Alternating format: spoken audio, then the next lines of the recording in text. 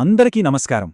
Pregnancy అనేది ఓ అద్భుతమైన అనుభవం కదా, కానీ ఈ జర్నీలో కొన్ని ఫిజికల్ ఛాలెంజెస్ రావడం కూడా చాలా కామన్. సో ఈరోజు మనం గర్భిణీ స్త్రీలు ఎదుర్కొనే కొన్ని సాధారణ శారీరక సమస్యల గురించి, వాటిని ఎలా అర్థం చేసుకోవాలో వివరంగా చూద్దాం. గర్భధారణ అనేది ఒక అందమైన ప్రయాణం, నిజమే. కాని ఈ అందమైన ప్రయాణంలో కొన్ని ఇబ్బందులు కూడా ఎదురవుతాయి. అది కూడా అంతే సహజం.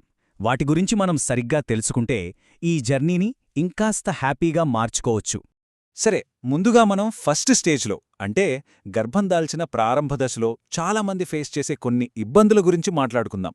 చెప్పాలంటే ఇవి ప్రెగ్నెన్సీకి ఫస్ట్ సిగ్నల్స్ లాంటివి, అందుకే వీటి గురించి తెలుసుకోవడం చాలా ఇంపార్టెంట్.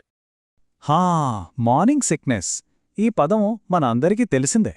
సింపుల్గా చెప్పాలంటే గర్భం దాల్చిన కొత్తలో వికారంగా అనిపించడం, వాంతులు రావడం చాలామందిలో కనిపించే మొదటి లక్షణాల్లో ఇది కూడా ఒకటి. దీన్ని మార్నింగ్ సిక్నెస్ అని పిలుస్తారు కదా, కానీ ఒక చిన్న ట్విస్ట్ ఏంటంటే ఇది రోజంతా ఎప్పుడైనా రావచ్చు. అయినా కూడా చాలామందిలో దీని ప్రభావం ఉదయాన్నే ఎక్కువగా కనిపిస్తుంది, అందుకే ఆ పేరు వచ్చింది. ఇక రెండో కామన్ ప్రాబ్లం అలసట, నీరసం.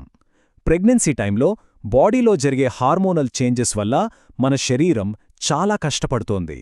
అందుకే చూడండి, చిన్న పని చేసినా కూడా విపరీతంగా అలసిపోయినట్లు, ఎప్పుడూ నిద్రపోవాలని అనిపించడం చాలా చాలా నార్మల్.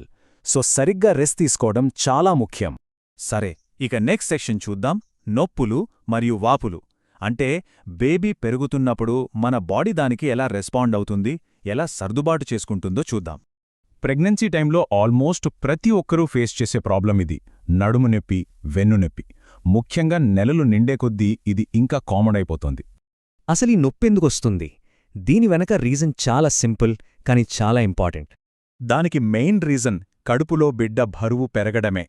ఈ ఎక్స్ట్రా వెయిట్ అంతా వెన్నెముక మీద ప్రెషర్ పెంచుతుంది. దానివల్లే నడుము, వెన్నునొప్పులు స్టార్ట్ అవుతాయి. అందుకే సరైన పోస్చర్లో కూర్చోవటం, సింపుల్ స్ట్రెచెస్ చేయడం లాంటివి చేస్తే కొంచెం రిలీఫ్ ఉంటుంది. ఈ టైంలైన్ చూస్తే మనకు క్లియర్గా అర్థమవుతుంది. మొదటి కొన్ని నెలల్లో ఈ నొప్పి అంతగా ఉండకపోవచ్చు, కాని నెలలు గడిచే కొద్దీ, ముఖ్యంగా లాస్ట్ మంత్స్లో ఇది తరచుగా ఇంకా ఎక్కువగా వస్తుంది. ఇక మరో కామన్ ఇబ్బంది కాళ్లవాపు. బాడీలో ఫ్లూయిడ్స్ పెరగడం వల్ల అవి గ్రావిటీకి కాళ్ళు, పాదాల్లోకి చేరి వాపు వస్తుందన్నమాట. ఒక విషయం గుర్తుంచుకోవాలి, ఇది చాలా చాలా నార్మల్ ఇష్యూ. ఇక్కడ చూపిస్తున్నట్టు ముఖ్యంగా చివరి నెలల్లో ఈ వాపు ఇంకా ఎక్కువగా కనిపిస్తుంది. ఎక్కువసేపు నిలబడకుండా కాస్త కాళ్లు పైకి పెట్టుకుని రెస్ట్ తీసుకుంటే ఈ వాపు తగ్గే అవకాశం ఉంటుంది. అలాగే తలనొప్పి, ఇది కూడా ప్రెగ్నెన్సీలో తరచుగా వచ్చేదే. దీనికి ముఖ్యంగా 3 కారణాలున్నాయి. 1 హార్మోనల్ చేంజెస్, 2 అలసట, ఇక 3 నిద్ర సరిగ్గా లేకపోవడం. అందుకే వీలైనంతవరకు హైడ్రేటెడ్గా, ప్రశాంతంగా ఉండటం ముఖ్యం. ఓకే, ఇప్పటిదాకా మనం బయటకు కనిపించే మార్పుల గురించి మాట్లాడుకున్నాం. ఇప్పుడు మన శరీరం లోపల అంటే ఇంటర్నల్గా జరిగే కొన్ని మార్పులు, వాటి వల్ల వచ్చే ఇబ్బందుల గురించి తెలుసుకుందాం. ఇక 2 కామన్ ఇంటర్నల్ ప్రాబ్లమ్స్, 1 గుండెల్లో మంట, 2 మలబద్ధకం. హార్మోన్స్ ఎఫెక్ట్ వల్ల యాసిడ్ రిఫ్లెక్స్ అయ్యి గుండెల్లో మంటగా అనిపిస్తోంది. సో స్పైసీ ఫుడ్కి కొంచెం దూరంగా ఉండటం బెటర్. అలాగే డైజెస్టివ్ సిస్టమ్ స్లో అవ్వడం వల్ల మలబద్ధకం వస్తోంది. ఫైబర్ ఎక్కువగా ఉన్న ఫుడ్ తీసుకోవడం హెల్ప్ చేస్తుంది. నెలలు నిండుతున్న కొద్దీ కొంతమందికి శ్వాస తీసుకోవడంలో కొంచెం ఇబ్బందిగా అనిపించొచ్చు. అంటే మెట్లు ఎక్కినప్పుడు గానీ, కొంచెం స్పీడ్గా నడిచినప్పుడు గానీ ఆయాసం రావడం లాంటివి. దానికి రీజనేంటంటే గర్భాశయంలో బేబీ పెరుగుతున్న కొద్దీ అది పైన ఉండే ఊపిరితిత్తుల మీద ప్రెషర్ క్రియేట్ చేస్తుంది. దానివల్లే శ్వాస పూర్తిగా పీల్చుకోలేనట్లు అనిపిస్తుంది. ఇది కూడా ఒక న్యాచురల్ ఫిజికల్ చేంజ్ మాత్రమే, కంగారు పడాల్సిన అవసరం లేదు.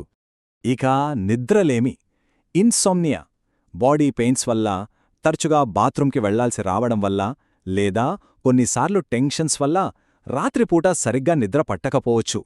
ఇలాంటప్పుడు పడుకునే ముందు కాస్త ప్రశాంతంగా ఉండేలా చూసుకుంటే కొంత హెల్ప్ అవుతుంది.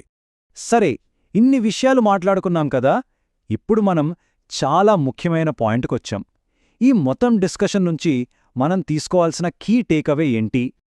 మనం గుర్తుంచుకోవలసిన మెయిన్ పాయింట్ ఒక్కటే. ఇప్పటిదాకా మనం మాట్లాడుకున్న ఈ సమస్యలన్నీ ప్రెగ్నెన్సీలో చాలా చాలా కామన్. సో వీటి గురించి మరీ ఎక్కువగా కంగారు పడిపోకుండా ఇవి ఈ జర్నీలో ఒక భాగమని అర్థం చేసుకోవాలి. అయితే ఇక్కడొక చాలా ఇంపార్టెంట్ వార్నింగ్. ఈ సమస్యలన్నీ నార్మలే అయినా సరే, ఒకవేళ అవి మరీ ఎక్కువగా ఉంటే లేదా అసలు భరించలేనంతగా అనిపిస్తే అస్సలు ఆలస్యం చేయకుండా వెంటనే డాక్టర్ని కలవడం చాలా చాలా ముఖ్యం. చివరగా ఒక ప్రశ్నతో ఈ వివరణను ముగిద్దాం. ఇంత అందమైన కానీ అదే సమయంలో ఛాలెంజింగ్గా ఉండే ఈ ప్రయాణంలో ఫ్యామిలీ, ఫ్రెండ్స్ సపోర్ట్ ఎంత ముఖ్యం ఆలోచించండి. కరెక్ట్ మెడికల్ అడ్వైస్, మంచి కేర్, మన వాళ్ళ సపోర్ట్ ఇవన్నీ ఉంటే ప్రెగ్నెన్సీ జర్నీని ఇంకా ఆనందంగా మార్చుకోవచ్చు.